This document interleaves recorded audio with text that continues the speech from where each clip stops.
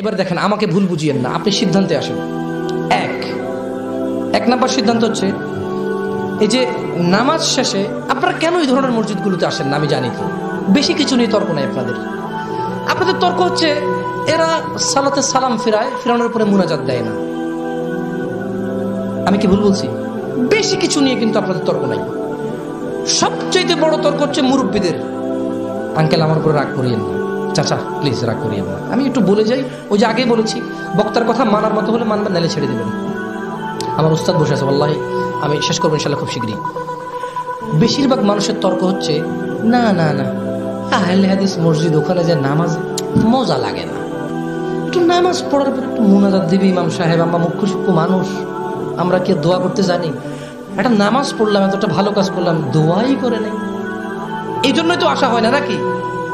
দেখুন, রাসূল সাল্লাল্লাহু আলাইহি ওয়াসাল্লাম সবার আগে নামাজ পড়ছে আমাদের মধ্যে সবার আগে কে নামাজ পড়ছে? নাকি আপনি আগে পড়ছেন? রাসূল সাল্লাল্লাহু আলাইহি ওয়াসাল্লাম আগে কেউ নামাজ পড়ছে? তো তাহলে সবার আগে নামাজের ইমামতি কে করছে? মুসল্লি কারা ছিল? নাকি আমরা? তাহলে ইমাম কে ছিল? মুসল্লি কারা ছিল? এই যে আমরা রুকুতে যাই, রুকু থেকে উঠি, সিজদা যাই, এগুলো আমরা কোথা থেকে পাইছি? মুরব্বী হানাফি, মাশাআল্লাহ আলাইক, আপনি হানাফি থাকেন, আমি আপনাকে কিন্তু প্রশ্ন করতেছি, রুকু সিজদা, সুবহান রাব্বিল আযীম, সুবহান রাব্বিল আলা, সামিআ আল্লাহু লিমান হামিদা, আসসালামু আলাইকুম ওয়া রাহমাতুল্লাহ, এগুলো সব আমরা কোথায়, কার কাছ থেকে পেয়েছি? সবার আগে এগুলো কে পড়ছে?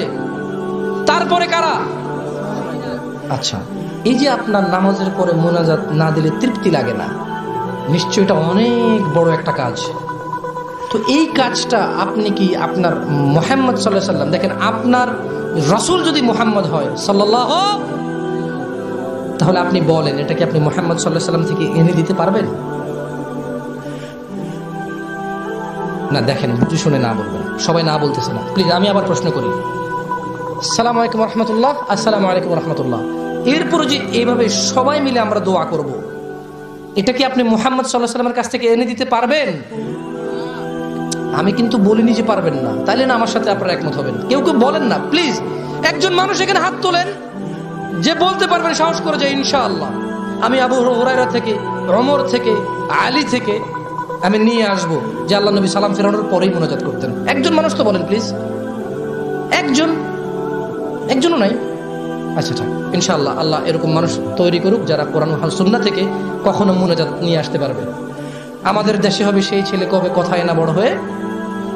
আমরা দোয়া করি, ইয়া আল্লাহ তুমি এমন মানুষ জন্ম দাও যে অন্তত আবু হুরায়রা থেকে, আলী থেকে, উসমান থেকে, আবু বকর থেকে রাদিয়াল্লাহু তাআলা আনহুম আজমাইন, অথবা যত সাহাবী আছে, তাবিঈ আছে, তাবিঈ আছে, ইমাম আবু হানিফা রাহিমাহুল্লাহ, ইমাম আহমদ বিন হাম্বল রাহিমাহুল্লাহ, প্রত্যেক ইমামের অ্যাটলিস্ট ইমামদের কাছ থেকে হলেও অ্যাটলিস্ট বলবে যে সালাম ফেরানোর পরই 5 বার মুনাজাত নাই।